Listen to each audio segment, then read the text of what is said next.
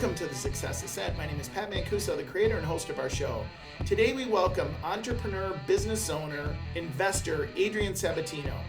Here's what I want you to hear to entice you to listen to the rest of the episode. How would you like to make $107,000 net profit without any of your own money? Adrian shares that story. He also talks about information is more valuable than money. He talks about the 3 pillars of building wealth through real estate. He also talks about limiting belief around investment deals in today's market. I know you're going to enjoy the episode, so on to the ascent. Welcome to the Success Ascent. My name is Pat Mancuso, the creator and host of our show, and I am excited that you are here today. And actually, I have a special treat for you. Full disclosure, I've got a client, one of my clients, and somebody who's going to share a ton of information. In fact, he just shared, I'll call it a golden value bomb with me just before we started, and I know we're going to get into it. So welcome to our show. So first, I want to just say thank you so much for supporting us, and whether you're watching live or whether you listen on the podcast recording later on, we so appreciate that support. You can go to www.thesuccessascent.com and sign up for updates. And we're just posted today our most recent podcast episode that was live last week. So we're really excited for all of you that are here today. So let me introduce this special gentleman to you. His name is Adrian Sabatino. And I'll tell you what, I am blessed to have an opportunity to know him, to consider him a friend and a client, and he's going to share a number of things today that I know whether you're in real estate, you're an entrepreneur, maybe you're just somebody who wants to invest in real estate, you're going to take away a lot from this conversation today, in addition to learning about his entrepreneurial journey. So let me tell you a little bit about Adrian. First of all, he's a great example of an entrepreneur who understands diversification and creating multiple streams of income. He also practices what he preaches when it comes to balance and leading by example.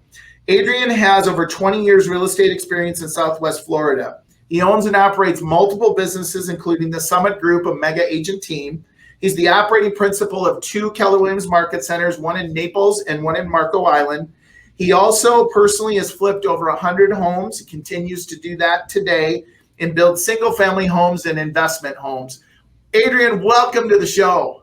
Thank you so much, Pat. I'm really excited to be here, and I've watched many of your shows, if not all of them, and I'm just can't believe I'm a guest on one. So I'm humbled that you asked me, so I appreciate it. Well, so Adrian, I always start off, as you know, when listening and watching the shows, I start off and I say to my guests, okay, that was Adrian on paper. Tell us something about the real Adrian, or something maybe that we didn't talk about. Love my family, love spending time with them, love my kids, my wife. When I'm not working and doing all those things, that's all I really want to do is spend time with them. I love to take them places and travel. Before I got married and before I had kids, I traveled all across the world. I've probably been to maybe close to 50 different countries or more. Done a lot of crazy things. I've been on a great white shark tank, been on a fighter jet, did running with the bulls. Been to Machu Picchu multiple times. I mean, I've been all over and done a lot of crazy things. And I want to show my kids like a bigger life than the bubble that I think we live in Naples, Florida. And, you know, it's kind of like they see it from that perspective. So my goal is to show my kids the world, because we just live in an altered state here, right? Like they see the lavish lifestyle and they see all this stuff where we live as far as the community. Right. And most of the world doesn't live like that. So that's my goal, is to show my kids, like, let's humble ourselves to see how the rest of the world lives. And I'm thankful that I'm involved in lots of things. I'm involved in a church in Haiti and a school of 200 something kids. So that's something I do with my time. I've traveled to Haiti multiple times and give back, and we help fund a school so that they can eat and have a better life. So that's what I'm passionate about. Well, and we're going to talk about how you apply that passion in your life, because you just got back from a pretty extensive trip, and we're going to talk about that in a little bit. So Adrian, you know, just to give people perspective, you know, and you and I talked about this. So you own multiple businesses. Right now, your income in terms of most of it, some of it passively, well over $1 million. And you're doing that through leverage and through, you know, multiple business opportunities. And so first I want to ask you this. It's always a question I ask our guests in the beginning. Like, the Success Ascent is about the entrepreneurial journey. And we know that journey isn't always up. Sometimes it's sideways, backwards. What got you started in being an entrepreneur? It had to have come from my childhood. My father was an architect and my mom was a builder. And I grew up seeing my dad look at developments and looking at raw land and seeing how he could develop that and work with different people. So it definitely started from my childhood. Now, I wasn't just given some golden spoon or silver spoon. I worked every single summer. One summer I might do plumbing. The next summer I would do electrical, then flooring, and I think multiple summers I did tile. And so growing up from when I was 13 years old up, really all the way through till now, I'm always involved in those skills. And so I understood how to do those types of jobs. And so most of my things are involved with construction and building and things like that. So I guess that would answer the question, is that I just grew up like that. I grew up like, do it, like physically get dirty and get your hands in the actual thing you're doing. And so now when I could manage a person that's doing those things, I understand what it takes to do those jobs. Yeah. You actually have to, and it's the error and mistake if you make that many entrepreneurs make is they don't really understand. They don't have to do the job, and you did it. You learned the skill, and yet you got to understand what's involved with it so you can teach or lead others, right? I mean, it's just so important. Yeah. And then another thing that triggered all that was that when I was in college, my father had a lot of money out on different things, and then financially they didn't do so well. And right when I was in the middle of college, my mom and my dad, I mean, they lost a lot of money, and it set our family back financially. My dad had heart problems. He had heart attacks. He had a heart transplant, Pat. Wow. And I really believe that financial crisis they were in triggered a lot of those health problems. I truly believe that. And for me, that was right when I was coming out of college. And I knew I made a decision to myself when I was like, when I graduate, that's never happening to me. I am not going to let finances hurt me like that. And so I just made that decision right after college that I don't want that to happen to me or my family. And it's funny enough because now my mom and I are a team together. Yeah. And it's great that now we can work together to grow together like that. So it's just great how the world works like that. So let me go back real quick before we kind of shift here. So you went to college. Was real estate kind of the deal in college? Was that no? So what did you do before real estate?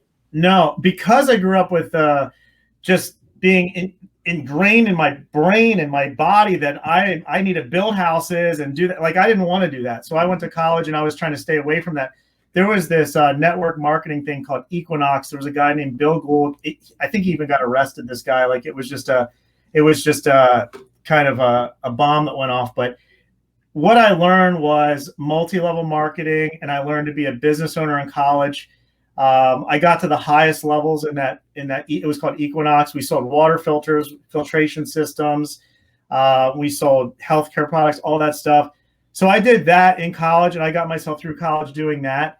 And additionally, I sold these advertising things. I would make menus and brochures and things like that for different businesses. So I was doing that in college just to pay my college tuition. My parents did not give me my money for my college tuition. I paid my whole way. When I was 18, that was it. I cut the cord. Yeah. Started, and after that, I really had no choice anyway. But that's what happened. Yeah. So you've been an entrepreneur for a long time. Bottom line. Yeah. At least the mindset, right? Yeah. I had no control over that business went sour. I just was a part of it, like the network marketing, right. Selling, like that selling mindset, selling. I believe that the people that are the best salespeople can do the best. I mean, that's just who I think. Absolutely. So you get into real estate, and you've been in real estate for 20 years. You start selling real estate. That's where you started, right? Yeah, it was funny. I didn't even want to get my license. And, I came down to Naples and Naples, Florida in 1999. I ended up getting my license because I said, well, I graduated college. I'm like, I don't know what else to do. That's all I know. And I was like, I'll just get my license, see what happens. And I didn't want to do it. And I was fighting it. And I was actually waiting tables for a year. After I had a college degree, I was waiting tables because I didn't want to do real estate. And I ended up waiting on a couple, and they said, well, we're looking to buy a house. And I could show you houses, whatever. I was wearing a flowered T-shirt with shorts and, the thing to hold the apron thing. Yeah. And I ended up selling them a $2.2 million house, my first deal. And I was like 21 years old. And I said, oh, well, maybe I should just do real estate. Oh, that's a great story. So you come into real estate, and then so let's move. I want to move a little bit because I want to get to a lot of topics, as many as we can. Yeah. So when you started in real estate, and now you're building a team at that point, or was it just you? So I'll just read. It was in Naples, but I was bored because I was young. I was a kid. I was in early 20s, and there was not a lot going on. So I said, I'm out of here, and I moved to the other coast. I moved to the Fort Lauderdale area, and I instantly started my own company there. Okay. We had about between 17 and 20 something agents, depending on the time, and concentrated on waterfront properties. That's where I started flipping properties, and that's the story of how I started flipping properties is it's funny because I was on the plane to Vegas, of all places, a gambling place, and I ran into a college roommate of mine on the plane. I hadn't talked to him about 4 years. And he said, what are you doing? I said, well, I'm in real estate now. And he said, well, let's flip some houses together. And I said, all right, let's do it. I mean, that was the whole plan. And when we got back, he said, hey, let's buy a house. And I didn't know what I was doing whatsoever. I just found the cheapest house in the neighborhood. We bought it. We painted it. We cleaned it. We made $8,000 or something like that. We thought it was the best thing in the world. And we said, let's do it again. And from there, we just grew and grew and grew. And many of the businesses I did with this individual when I was over there. But that was 11 years ago over there. So you do that, and then you come back and you get involved in leadership in a Keller Williams franchise. Well, so for 17 years, I was not in Keller Williams, right? And right. For the last just over 4 years, I had been. And all those 17 years, I thought to myself, I got it. I know what I'm doing. I've got this covered. I don't need any help. And, you always get approached by different companies. It kind of went like this. Hi, this is blank from blank company. Oh, okay. Click. That was my response. And so I did come to Keller Williams because when I did see the big vision of the company and the systems and the models, I was like, that's it. I don't know what I'm doing. I'm clueless, and there's such a bigger picture that I'm seeing. I actually, one of the biggest ahas that I had is when I was watching a mastermind with a mega agent and out of Orlando, and he showed an org chart. And I'm like, what org chart? Where's there an org chart in real estate? What does that even mean? And so that got me curious. And then from there, I was like, I'm missing something. Yeah. So that's how it started for me with the company. Yeah. So, you're building, and here's the real thing that I want to get into today. So you're building businesses and you're doing it through leverage, right? Right. And, you're having a ton of success. You flipped over, 100 properties in your career, and you're building investment properties either to hold on to or to sell. So talk about that journey. Cause here's what I want to pull out. I really do want to pull this out.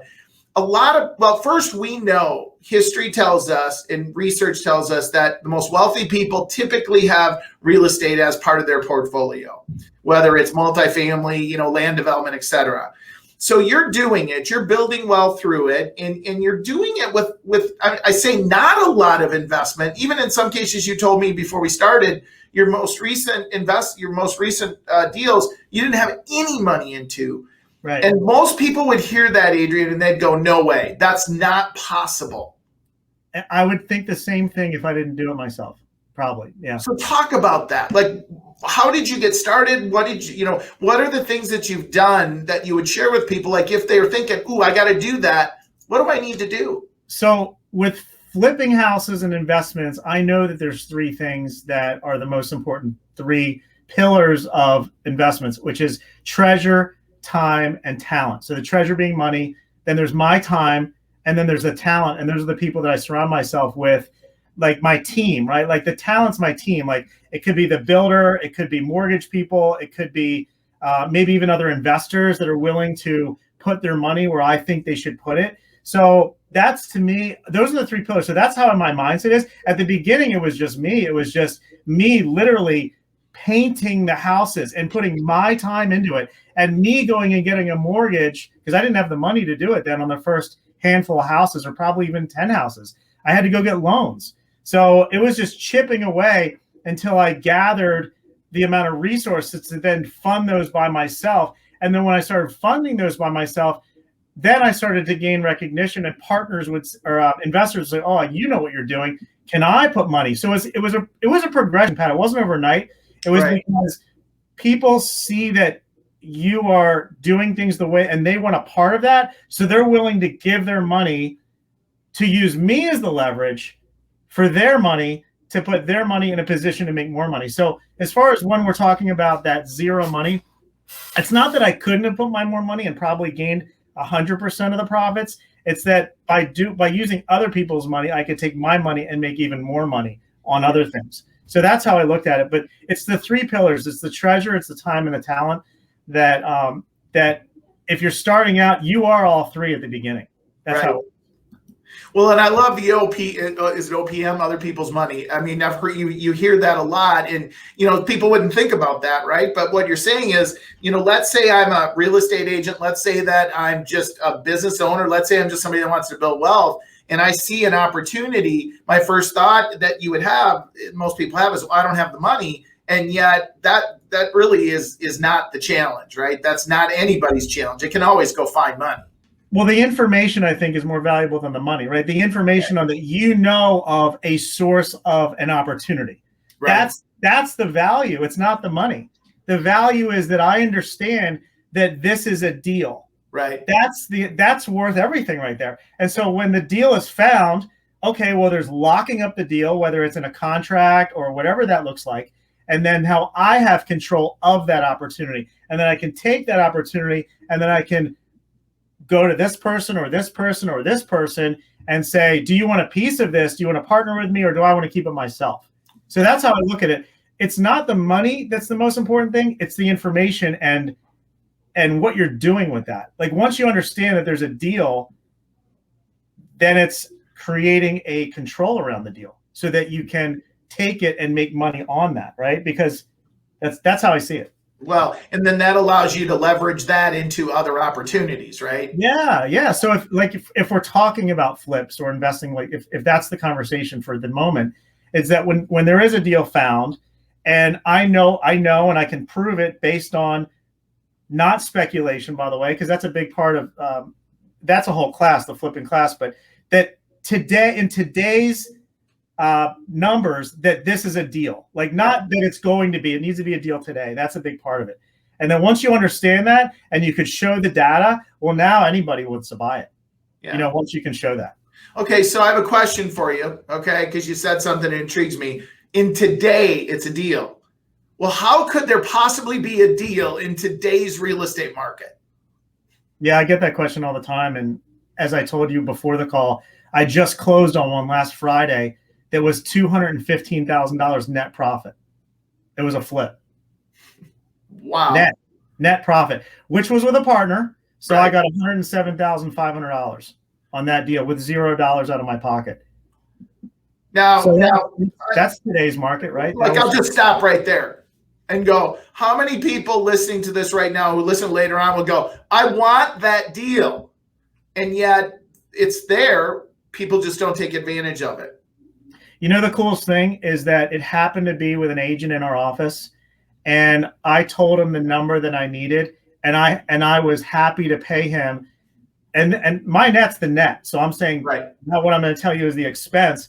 I was happy to pay him 3% and a $15,000 bonus for bringing me the buyer, and I still netted that amount. Wow. So it's helping others, and so now I got to help someone else in our office, their family, which was really cool. So let me ask you a question on that. I'm going to come. There are two questions.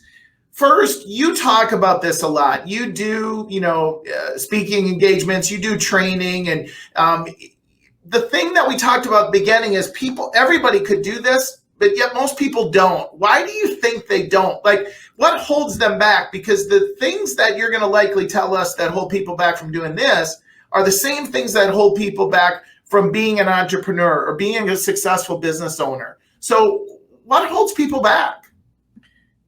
I know for me, what drives me is just the urgency. For me, it's that I see my big picture is like this. I have a 10-year-old and a 12-year-old kid, both boys. And I know that if I don't make as much money so that I have the time to spend with them, as much time as possible to spend with them, then I'm going to lose that time and they're going to grow up and I'm never going to get that. That to me is fear. That's fear in me. Like that. My other fear is when they grow up, when they're 18 and moving on, you know, that they're doing the other things in their lives, that I know that I've poured into them and I've set the good example for them so that they can also have a life by design and things that they want to do. And then I say to myself, well, when they started doing that, then I want to have that time with my wife, that I'm not sitting there working, 40 hours a week. Right. So I've got like this ticking clock in me that's like, let's go. Every single day I wake up and I jump out of bed to get things done. But then when I'm done, I'm done. Yeah. Like, I want my urgency for me. I think that for me, it's the urgency on getting things done because I'm fearful of not having the things I want later. That's for me what it is. Yeah. Well, and you just came off of, we're going to talk about that in just a second. You just came off of a trip, right? And this is the second time that you've done this in our relation. I mean, we've known each other for a long time, but just in the last year. So we're going to talk about that in just a second. I want to ask you one other question on the flips. Okay. Yeah. What's the absolute, let's have a little fun. What's the absolute worst thing that's happened to you or you experienced during a flip? Oh my gosh, there's like a laundry list. I mean, I know there is. That's why I want to ask. The worst thing that's ever happened to me on a flip. Or like the most surprising thing or the most weird thing. I'll tell you one. I bought a house on the water in Lighthouse Point so I had it under contract for $840,000. The seller thought he would change his mind. He tried to back out of me. He bumped the price to $850,000. I couldn't do anything about it, so I ended up closing on it for $850,000. I got offered $950,000 about a week later, $100,000 more. I said no. Wilma, the hurricane, went over the house and went over our neighborhood, ripped the roof off the house. Long story short, I think I sold that house for about $400,000 less than I bought it for in the end. Oh my, that's not a weird story. That's a painful story. Yeah. So weird. Yeah. Weird would, man, there's so many weird. Well, no, it's good. It's good. It's, you know what? I just said the one thing, the story that comes to mind. That's a good one. That was the most pain for me. Just now I ended up making about the same amount of money on another house at the same time. So it evened out. I still didn't like that one. Right. No. That'd be one I'd remember. So let me shift gears a little bit with you. I want to talk to you about, you've done this twice now in the last year and a half. You've taken significant time off, and I mean truly significant time off. We're talking a 4-week window the first time, I think, and this one was 5 to 6 weeks, where you got in an RV. Yeah. And you just left. Yeah.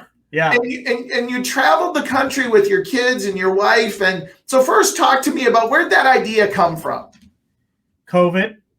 Because with my kids, we traveled all over the place. I mean, we took them my kids have seen probably 15, 20 different countries each, and they're 10 and 12 years old. But now we couldn't travel. So I said, it started like this. We live in Southwest Florida. There's hurricanes. And I said to my wife, the country shut down with COVID. Well, what happens if there's a hurricane and we have to leave and go somewhere and there's no hotels and there's nowhere to stay? I think we should get an RV. It was really my excuse, right, to get the RV. So she said, okay, let's get the RV. So it started like that. And she was really not interested in the idea. But we were homeschooling our kids. And I said, it's a perfect opportunity. Most of the stuff is done by Zoom right now at that time, and I can be mobile. No one even needs to know where I am. Let's just do that. And so that's how it started, is like that. Is like It was almost out of like, there's the dots and we were just connecting them. So, but it was really cool, Pat, because during our one trip, we went to Utah and back and went to a bunch of national parks. My kids were studying. One was studying the Grand Canyon. One was studying the wind turbines and things like that. And as they were studying the back, my wife was teaching them homeschool. We looked out the window and there it was. It was just so cool to see. Yeah, like they were physically at the places that they were studying online. So that to me was like, I know I'm doing the right thing like that. Well, here's, and you probably realize this, and yet, as your coach, I always pull these things out. You're a very strategic thinker. And the strategic thinking around COVID was, what if there's a hurricane? Now, what are the chances a hurricane's going to come through Florida during hurricane season? Let's see, 100%. Pretty good. Yeah. And then if it does and you have to evacuate, well, there's no hotels because most of them are closed down now. And so that's the way that I so appreciate what you do and how you run your businesses, because that's how you think. And yet COVID forced it, and yet it created this just amazing opportunity for you. And so you were just gone for 6 weeks? Yeah, the most recent one. And when we were on the first one, we had an C class RV. And it was, we were getting back, I said to this is a little small. So we ended up upgrading to the big bus. And that's the one we have now. And we just did nearly 5.5 weeks. We went to Maine and back. And it was great because I showed my kids Washington, D.C., New York. I mean, all these stops that I wanted them to see. I wanted them to see what life is outside of Florida, outside the pictures were amazing. I mean, you guys just looked like you were having so much fun, and it wasn't. I mean, you were doing some, nature type of things too, and so that's cool. No, I worked. I mean, I bought 4 properties while I was gone. Had multiple closings, as an agent, but also as a seller and a buyer. I was still doing transactions, but it was not during the times. Like it was in the morning before the kids got up. Or it was it was at night. That's how I tried to schedule, try to break it apart. I didn't want to be on the phone, even though I probably was here and there. I wanted to do the mornings and the nights. Well, the one thing that you've mastered, and I wish we had more time to go into this, is just your the habit of understanding how leverage works and how to leverage through other people, or leverage through resources, leverage through money, those type of things. So let me shift gears. I've prepared you for this. Okay. What is the absolute best advice that you've ever been given that hopefully you followed? You make a plan and that you want, right? Not someone else's plan. It's what is important to you. Right. And you put it down on paper and then you share it with others. You share it as much as you can because it increases your chances of getting it. That's the best thing I would say to anybody right there. Best advice. And that's probably where 95% of the people don't get to where they want to get to, because they just don't do that one thing. Yeah, I think that's it. And that's when, people say, oh, your trip looks so great, I want to do that one day. And I say, well, when are you going? Right. Yeah. So I want make the decision to go first, and then the pieces will fall into place. Yeah, just put it on your calendar, and then that's it. And then make the plan around it. But the thing is that sharing with others, I think, is a key element a lot of people are not doing. I think that's the most important part. When I make a plan, especially my 1-year plan, I share with everyone. I want full accountability. I want everyone to know what I'm doing. Here's my goals for the year. Here's my vacation. Here's this. And guess what? It becomes a reality. You can get anything you want, I think, in life. If you can imagine it, you can put it on paper, you can get it. I think that's the thing that's what's stopping people. They don't put it down and they don't stare. Right now, I've got my vision right there. It's on my phone. It's at home. I mean, everywhere I go, it's got my plan of the year. Yeah. And you know what that does, Pat, for me? It's that the days that there's little hiccups, they don't matter. Yeah. Because you just look at the big picture. Yeah. No, and you're right. You're absolutely right. So great advice, by the way. So now let's flip that upside down, as we do on our show, and we say, what's the absolute worst advice that you've ever been given that hopefully you didn't follow? And if you did, what did you learn? When you're getting asked to do things that don't follow your plan, saying yes to those things. So the worst advice is say yes to everything, because you can learn as much as you can, or you're going to be that much better person. So saying yes to everything is the worst advice. I think for me, it's like, I got to really watch what you say yes to, because you're saying no to something else. Right. And that should be important to you if you have it on your plan. Yeah, and many people overcommit, and then they wonder why they never get anything done or don't hit any of their objectives, right? Right.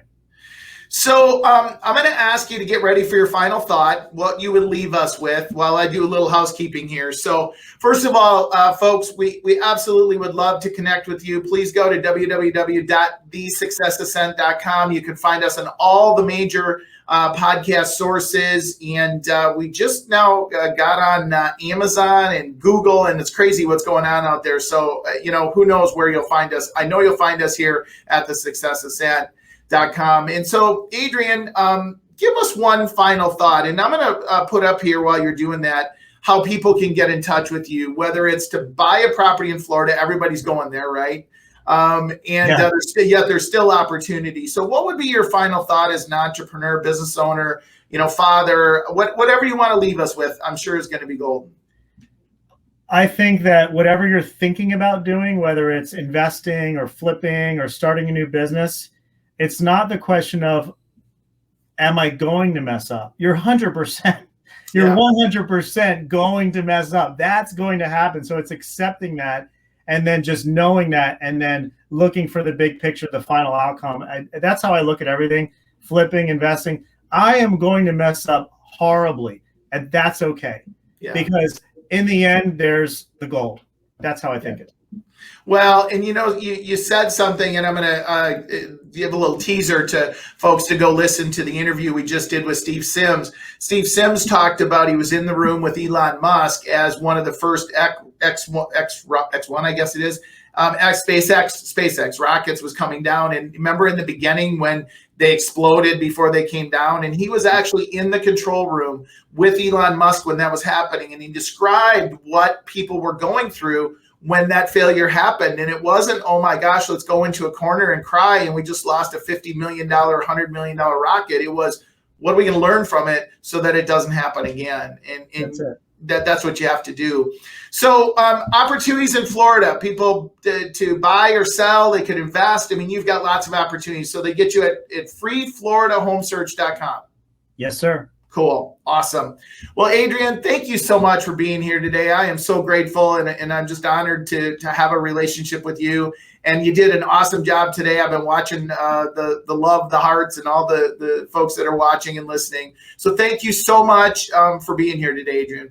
Thank you so much. I appreciate the opportunity, Pat. Listen, my pleasure. As I end every show, ladies and gentlemen, be happy, be safe, be healthy. Have an awesome day. Take care.